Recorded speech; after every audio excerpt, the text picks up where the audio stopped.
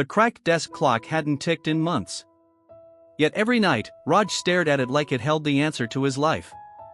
He was 28. No job. No direction. Living in the same room he grew up in, surrounded by childhood posters of dreams long abandoned. Each morning, he'd wake up with fire in his chest. Today, I'll start.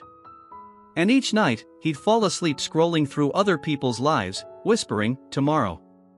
10 years ago, Raj was different. Top of his class, creative, ambitious, the kind of boy teachers remembered and friends admired. He had one dream: to become a filmmaker. Not for fame, but because he wanted to tell stories that moved people, stories that made them feel seen. But dreams are fragile when left unguarded. As years passed, distractions slowly wrapped around him like vines. First came the endless scroll of social media. Then the late-night gaming. The binge-watching. The comfort of temporary pleasures. Friends with no direction. Days turned into weeks. Weeks into years. His father watched quietly. Once proud, now heartbroken. A retired postman who had given everything to raise his son with hope. He didn't shout.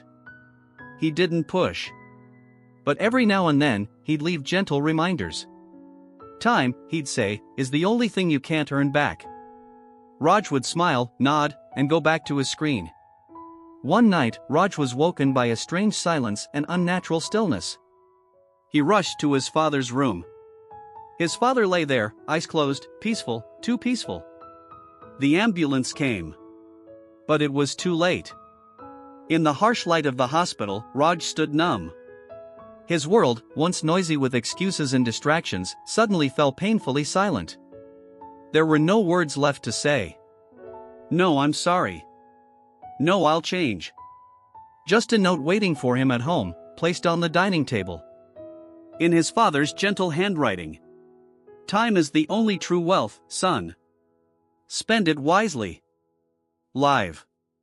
Create. Begin. Raj broke down. That night, for the first time in years, he didn't run from his pain. He sat with it. Faced it. Let it burn. He opened his dusty laptop. Opened a blank screen. And began writing. The words weren't perfect. The sentences were clumsy. But they were real. Honest. A beginning. From that moment on, Raj changed. Slowly, painfully, but steadily. He cut off the noise. He left the friend circles that drained him. He set routines. Woke early. Read books. Studied film again. Faced rejections with a fire that wouldn't go out. He failed. Again and again. But this time, he didn't stop. 1 year later, Raj released a short film online titled The Lost Time. A deeply personal story about a son who ignored his father until it was too late. It went viral. People cried. People shared. People messaged him saying, "This made me call my dad. This made me get up and do what I've been putting off." And then came the invitation. A youth event, asking Raj to speak. Standing on a small stage, microphone in hand, lights warm on his face, Raj looked out at hundreds of young faces. He took a deep breath and said, "I wasted years thinking I had time. I thought I could start later. Chase my dreams later. Fix things later. But life doesn't wait. And neither does time." His voice cracked, but he smiled through the tears. Don't wait for pain to wake you up. Don't wait for loss to remind you what's precious. Respect time. Start now. Even if you're scared.